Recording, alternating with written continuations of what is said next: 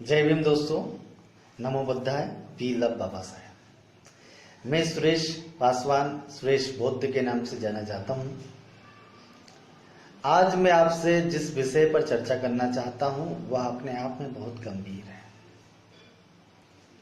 जैसा कि आप सभी को विदित है कि मध्य प्रदेश हाई कोर्ट ने अभी कुछ दिनों पहले एक निर्णय दिया कि आरक्षण में प्रमोशन जो है अवैध है और 2002 से जो भी लोग आरक्षण के माध्यम से जिनका प्रमोशन हुआ है उनका डिमोशन हो जाएगा। सपोज दैट यदि आप पटवारी थे और आपका प्रमोशन तहसीलदार के रूप में हुआ है, यदि आप एक शिक्षक थे, साधारण शिक्षक थे और आप किसी हाई स्कूल में प्रिंसिपल बन गए हैं, तो आप उस आदेश के कारण आप पुनः शिक्षक बन जाएंगे, आप पुनः पटवारी बन जाएंगे। यदि आप चपरासी थे और क्लर्क की पोस्ट में यदि आप प्रमोशन होकर आपका पहुंच गए हैं तो उस निर्णय से आप पुनः चपरासी बन जाएंगे। जैसे ही यह निर्णय जबलपुर हाईकोर्ट के माध्यम से, मीडिया के माध्यम से लोगों को सुनने को मिला, मुझे बहुत खुशी हुई। आपको लगेगा कि मैं क्या बोल रहा हूं।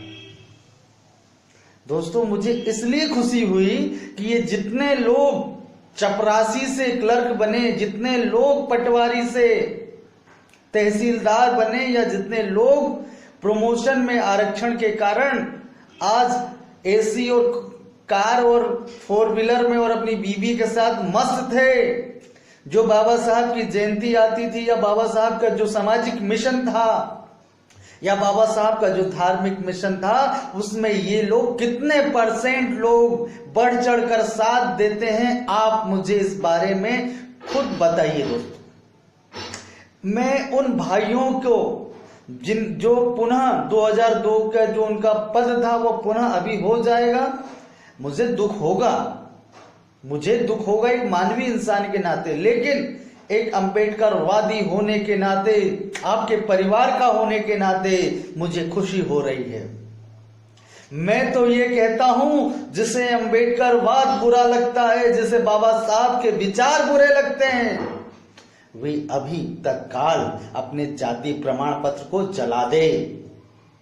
इसलिए जला दे कि उसे जब बाबा साहब ने जो दिए हुए संवैधानिक हक जिस कारण मिले, जिस कारण तुम पशु से बदतर थे, जिस कारण तुम्हें मनुष्य होने का अधिकार मिला, भारत का एक नागरिक बनाया, आपको वोट डालने का भी हक नहीं था, वो हक यदि बाबा साहब ने दिया तो बाबा साहब को सम्मान देना और बाबा साहब के मिशन पर चलना, बाबा साहब के दिखाए गए मार्गों पर चलना आपका नैतिक दायित्व बनता है। लेकिन आपने क्या उस दायित्व का निर्वहन किया? आपने अपने उस दायित्व का निर्वहन किया जो मानसिक गुलामी प्रदर्शित करती है। ब्राह्मणवाद हो या मनुवाद हो, लोग ब्राह्मणवाद के बारे में कुछ लोग बहुत परेशान हो जाते हैं जब हमारे जैसे लोग ब्राह्मणवाद की निंदा करते हैं। लोग कहते हैं कि पासवान जी, भाई साहब, आप ब्राह्मणों को गाली क्यों बकते हो? मैं आपको यह स्पष्ट कर देना चाहता हूं, कोई भी मनुष्य गलत नहीं होता है। किसी भी जाति का, किसी भी धर्म का मनुष्य बुरा नहीं हो सकता। बुरा होता है उसके आचार विचार या वो जिस सिस्टम के माध्यम से चलता है वो बुरा होता है, और सिस्टम का नाम है ब्राह्मणवाद। उसी ब्राह्मणवाद में ऊंच नीच होती है, ऊंच नीच, अपने आप को श्रेष्ठ घोषित किया जाता है, दैट्स कॉल्ड ब्राह्मणवाद। हम उसके विरोधी हैं। जहां मानवता का हास होता है, जहां मानवता शर्मसार होती है, हम उस व्यवस्था को गाली बकते हैं या उसकी निंदा करते हैं या उसका विरोध करते हैं। हम किसी जाति विशेष व्यक्ति का विरोध नहीं करते हैं। जो व्यक्ति महान थे या महान है, हम उसका सम्मान सर झुकाकर करना चाहेंगे। जैसे बाबा साहब का जिस टीचर ने, एक जो ब्राह्मण टीचर थे, उन्होंने बाबा साहब को जो स्कूल में कोऑपरेशन किया, हम उनका सम्मान करते हैं। बड़ौदा के महाराज सैयाजी गायकवाड़, जिन्होंने वजीफा देकर बाबा साहब को अमेरिका कोलंबिया यूनिवर्सिटी में पढ़ने के लिए भेजा, हम उनका सम्मान करते हैं। छत्रपति साहू जी महाराज जो पिछड़ा वर्ग से आते हैं हम उन्हें सम्मान देते हैं। माँ सावित्रीबाई फुले या ज्योतिबा फुले को भी हम सम्मान देते हैं, जाति देखकर नहीं, उनके दिखाए गए मार्ग या उनके जो संघर्ष है उसको देखकर हम सम्मान देते हैं। तो मैं ये कहना चाहता हूं, हमारे लोग बाबा साहब के दिखाए गए मार्ग या जो हमारे महापुरुषों द्वारा जो त्याग और बलिदान दिया गया है, बाबा साहब ने अपने 4-4 बच्चों की बलि दी, अपने 4-4 बच्चों की बलि दी और अपनी पत्नी जिनकी उम्र मात्र 35 वर्ष की थी दोस्तों, उनकी पत्नी की उम्र मात्र 35 वर्ष थी, उनका भी अच्छे से बाबा साहब ख्याल नहीं रख पाए, उनका भी अच्छे से इलाज नहीं कर पाए। क्यों?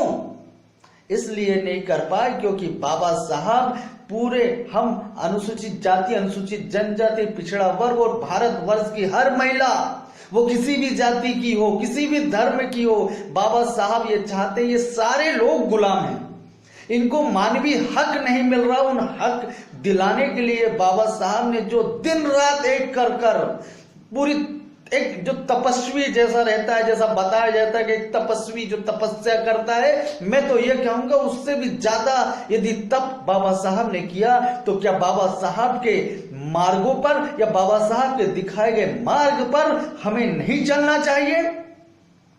आज जितने भी लोग, आज अनुसूचित जाति, जनजाति, अदर बैकवर्ड क्लास के लोग जो बाबा साहब के कारण सम्मानजनक जीवन जी रहे हैं और जी रहे थे, जिनका आरक्षण खत्म कर दिया गया, लेकिन सुप्रीम कोर्ट ने अभी स्टे लगा दिया है, सुप्रीम कोर्ट ने अभी स्टे लगा दिया है, लेकिन मुझे पूरा यकीन है, मेरी सिंपैथी आप लोग के साथ है, लेकिन जहां तक मुझे ऐसा लग रहा है कि शायद सुप्रीम कोर्ट भी आप लोग के खिलाफ में जाएगा या हमारे खिलाफ में जाएगा। लेकिन यदि जो भी कुछ होगा उसमें मैं सुप्रीम कोर्ट या न्यायालय को दोषी नहीं दूंगा, दोषी है तो आप लोग हैं। बाबा साहब ने कहा था शिक्षित बनो, संघर्ष करो, संगठित हो, लेकिन आप लोगों ने शिक्षा ग्रहण की, नौकरी पे लग गए, सारे हक ले लिए, लेकिन क्या समाज के लिए कभी आप आए?